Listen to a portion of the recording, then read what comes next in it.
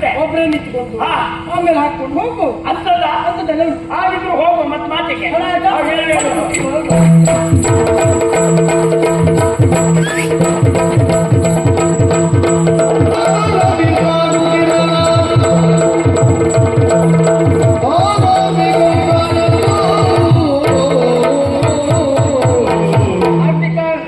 ನೋಡಿದೆ ಅಲ್ಲಿ ಅವ್ರು ಗಂಡು ಕಡೆಯಲ್ಲ ಮನೆ. ಹೌದು, ಪುರುಷೋತ್ತಮ ಅವರು ಒಟ್ಟಿಗಿದ್ದರು. ಪ್ರತ್ಯಕ್ಷ ಪುರುಷೋತ್ತಮ ಒಟ್ಟಾಗಿದ್ದಾರೆ. ಹೌದು, ಅಪಾಯ ಆದೀತು. ಹಾಗಾಗಿ ಅವರನ್ನು ನಾವು ಹಿಂಬಾಲಿಸೋಣ.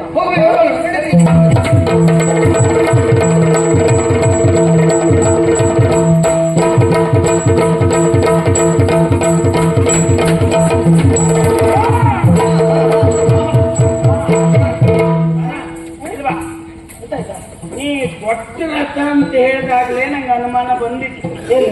ನೀವು ಊರಿಂದ ಊರಿಗೆ ಪ್ರಯಾಣಿಕರು ಸಾಕ್ತದೆ ಕೆಲಸ ಇತ್ತ. ಎಂತ ಮಾತಾಡ್ತೀಯ? ತಲೆಗೆ ಎಷ್ಟು ತಗೊಂತಿದ್ರಿ ಯಾರು ನೀವು?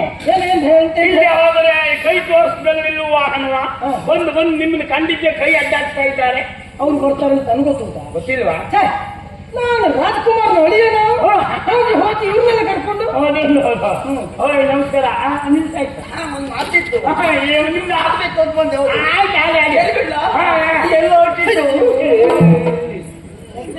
ಅಪಶಕಂದ ಮಾತುಂಟು, ಆದ್ರೂ ಒಂದುಂಟು. ಅದು ಕೇಳಿ ಶೈಲಿ ಹಾಗೆ ಎಂತ ಎಲ್ಲೋ ಅಂತ ಬಿಟ್ಟಾಗಿದೆ ನನಗೆ. ಹೋಗಿ ಅಲ್ಲ, ಅಲ್ಲಿ ನೋಡಿದ್ದೆ ನಿಮ್ಮ ಆವತ್ತು. ಹೌದೌದು, ನಾಟ್ಯ ಸ್ಪರ್ಧೆಯಲ್ಲಿ. ನಿಮ್ಮ ಹೆಸರು?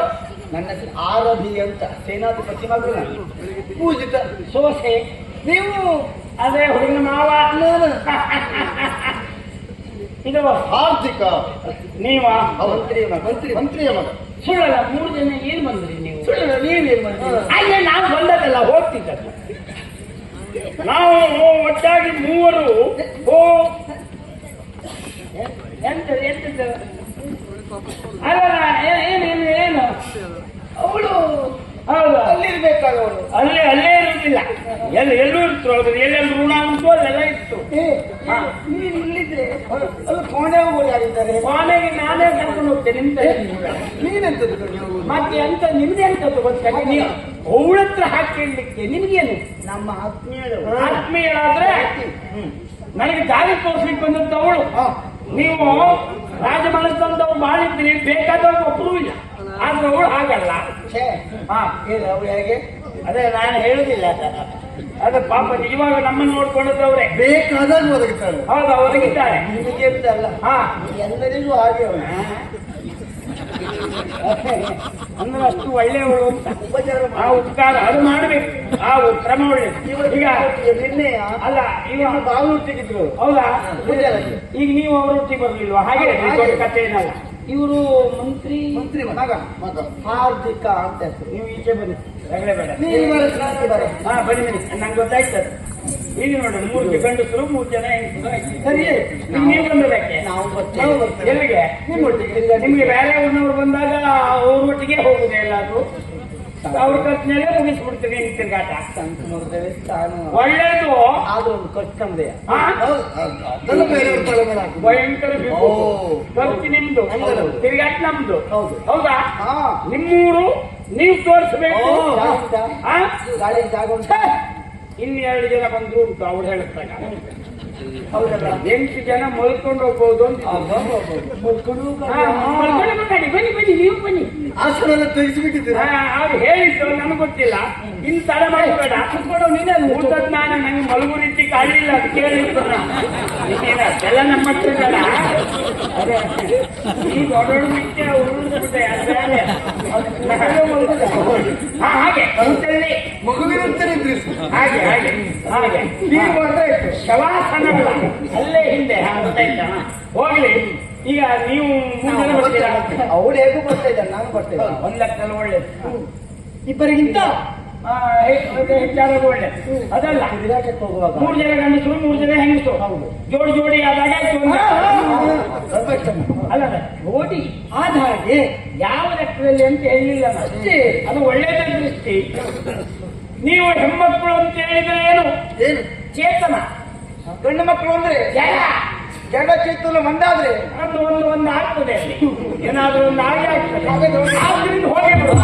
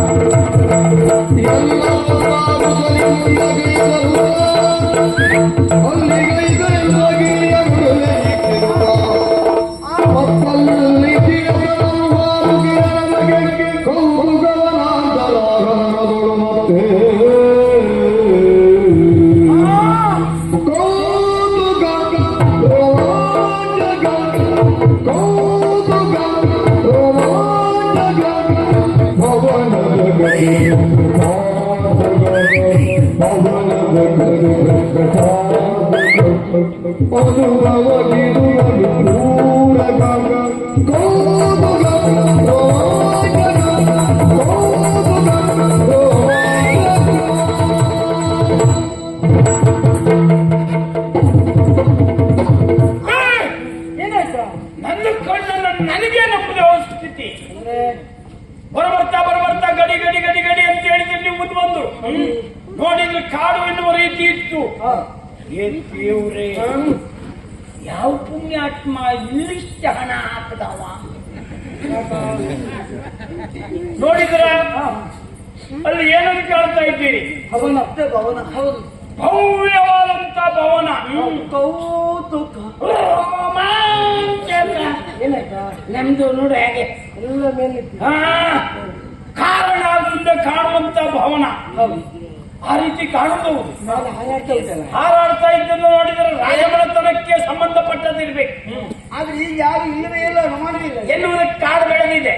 ಬಹುಶಃ ಅನ್ಯ ರಾಜರು ಯಾರೋ ಆಕ್ರಮಣ ಮಾಡಿರ್ಬೇಕು, ಊರೇ ಸರ್ವನಾಶ ಆಗಿರ್ಬೇಕು.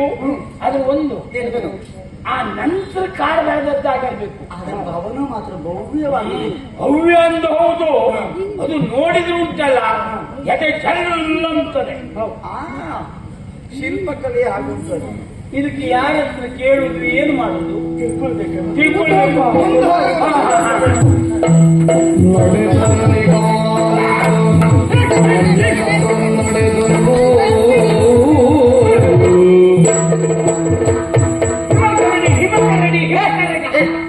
ಅದು ಇಲ್ಲೇ ಬರ್ತದ, ಹಿಮಾಲಯದಲ್ಲಿರುವುದು. ಅಲ್ಲ, ಆ ಬದಿಗೆ ಸೆಕೆಂಡ್ ಈ ಬದಿ ಬಂತೆ. ನಿನಗೆ ಗೊತ್ತಾಗಿದೆ, ನೋಡು, ಹೋಗಿ ಬಂದಿದ್ದೀನಿ. ಯಾಕೆ? ಅಲ್ಲ ಹಿಮಾಲಯದಲ್ಲಿ. ಅಲ್ಲ ಇದು ಚಳಿ. ಚಳಿ ಚಳಿ. ಮಾತಾಡ್ಕೊಳ್ತೀಯಾ? ಅಲ್ಲ, ಯಜಮಾನ್ರು ನಮಸ್ಕಾರ. ನಮಸ್ಕಾರ. ಅದು ಬಹಳ ಕಾಡುವೆ. ನಮಸ್ಕಾರ. ಓಯ್ ಸ್ವಾಮಿ, ಇದು ನಾವು ಇಲ್ಲಿಗೆ ಬಂದದ್ದು. ಯಾಕೆ ಬಂದ್ರಿ? ಹೀಗೆ ಬಂದಾಯ್ತು. ಆಯ್ತು ಅಂತ ಬಂದೆ, ಒಂದಕ್ಕೊಂದು ಗಂಟು ಬಿದ್ದು ಸರ್ವನಾಶ ಆಯ್ತದೆ. ಅದಿರಲಿ, ಆ ಭವನದ ಬಗ್ಗೆ ನಮಗೆ ತಿಳ್ಕೊಳ್ಬೇಕು ಅಂತ. ಬೇಡ, ಅವಸರ ಪಡಬೇಡಿ. ಅವಸರ ಪಡಬಾರ್ದ? ಯಾಕೆ? ಈಗ ಸಲ್ಲದು ಪ್ರೇತಭೂತಗಳಿರುವುದು ಪೂರ್ವದಿಗಾದಿಗೊಂಡಿಯರೀಗ ನವವಂಶದವರು ಭೂತಳೆ ಜನಕುವರಿ ಆತ್ಮವು ಆದಿಗೊಂಡಿರುವುದರಲ್ಲಿ ಸುಳಿಯಲು ಎಚ್ಚರವು ನಿಮಗೆ. ಅವಸರ ಪಡಬೇಡಿ. ಯಾಕೆ ಸ್ವಾಮಿ? ಆ ಭವನ ನೋಡುವುದಕ್ಕೆ ಮಾತ್ರ ಸುಂದರ, ಅವಿಸ್ಮರಣೀಯ. ಹೌದು, ಆದರೆ ಅದು ಭವನ ಅಲ್ಲ. ಮತ್ತೆಂತದ ಕಣ್ಣಿಗೆ ಕಾಣುತ್ತಾ ಉಂಟು, ಭವನ ಅಲ್ವಾ? ಕೇವಲ ಭವನ ಅಲ್ಲ, ಮತ್ತೆ ಭೂತ ಭವನ. ಭೂತ ಭವನ. ಕೂತುವ ಏನ್ ಸರಿಯಾಗಿ ಹೇಳಿ. ಅಲ್ಲಿಗೆ ಹೋದವ್ರು ಯಾರು ಜೀವಂತ ಬರಲಿಲ್ಲ. ಮತ್ ನೀವ್ ಯಾಕೆ ಬಂದ್ರಿ? ನಾವು ಹೋಗಲೇ ಇಲ್ಲ. ಯಾಕೆ ಇಲ್ಲ? ನೀವು ಹೋಗ್ಲೇ ಇಲ್ಲ, ನಿಮ್ಗೆ ವಿಷಯ ಗೊತ್ತೇ ಇಲ್ಲ. ವಿಷಯ ಗೊತ್ತಾಗಿದೆ ಅಂದ್ರೆ ಕೆಲವರು ಹಿಂದಿರುಗಿ ಬಂದ್ರು, ಅಲ್ಲೂ ಹೋದವರು ಅದೇ ಹಿಂದಿರುಗಿ ಬಂದ್ರು ಅದೇ ಭಯದಿಂದ ಹಾ ನೆಗಡಿ ಜ್ವರ ಬಂದು ಸತ್ತೇ ಹೋಗ್ತಾರೆ. ಎಲ್ಲ ಶ್ವಾಸಕೋಶದಲ್ಲೇ ಹೋಗುತ್ತಾ ನೆಗಡಿ ಜ್ವರ ಅಂದ್ರೆ ಚಳಿ ಜ್ವರ, ಭಯ. ಅಂದ್ರೆ ಭಯಗೊಂಡು ಚಳಿ ಜ್ವರ ಬಂದು ಸಾಯುವುದ? ಹಾ. ಅವ್ರು ಹೇಳಿದ್ ನೀವು ಕೇಳಿದ್ದ? ಅಲ್ಲಿ ಅಂತ ಯಾವ ಭೂತ ಉಂಟಂತೆ? ಅಲ್ಲಿ ಒಂದು ಹೆಣ್ಣಿನ ಆತ್ಮ ಇದೆ. ಎಲ್ಲಿ ಹೋಗುವ ಸುದ್ದಿ ಉಪದ್ರವ ಮಾರಾಯ. ನೀವಿನ್ನು ಬಾಳಿ ಬದುಕಬೇಕಾದವರು ಇಲ್ಲಿಂದ ಹೊರಟೋಗಿ. ನಾವು ಹೋಗುದೇ ಒಳ್ಳೇದಲ್ವಾ? ಇಲ್ಲಿಂದ ಹೋಗುವುದೇ ಒಳ್ಳೆಯದು. ಆಯ್ತು ಅಜಯ, ಧನ್ಯವಾದ.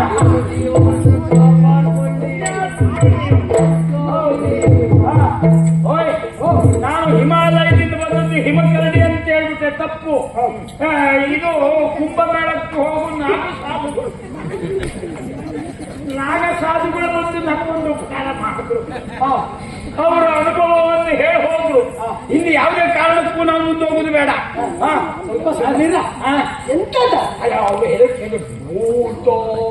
ಹೇಳುವಾಗ ಅವರು ಸ್ವರವು ಅದು ಸಹಜ. ಅವರ ವಯಸ್ಸಿಗೆ ಆ ಸ್ವರ ನಡುವುದು ಸಹಜವೇ, ಅದೇನು ವಿಶೇಷ ಅಲ್ಲ.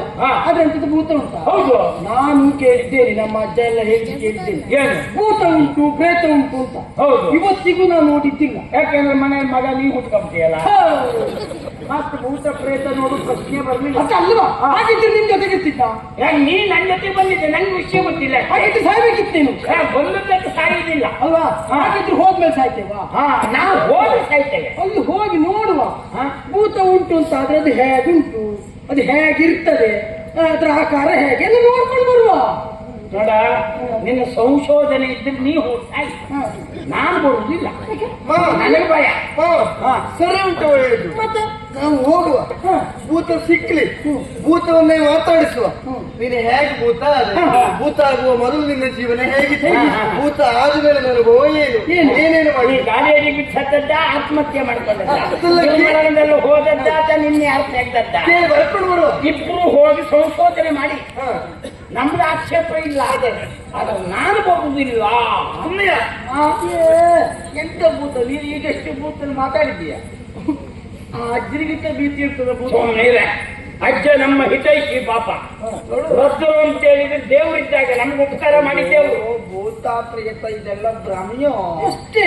ಅವರವರ ಭ್ರಮೆಯೇ ಭೂತವ ಕಾಡುವುದು ಅಷ್ಟೇ. ಭೂತ ಇಲ್ಲ ಅಂತೀಯ? ಭೂತ ಉಂಟು, ಭೂತ ಇಲ್ಲ ಅಂತ ಹೇಳುವುದಲ್ಲ. ಭೂತ ಉಂಟು ಅಂತ.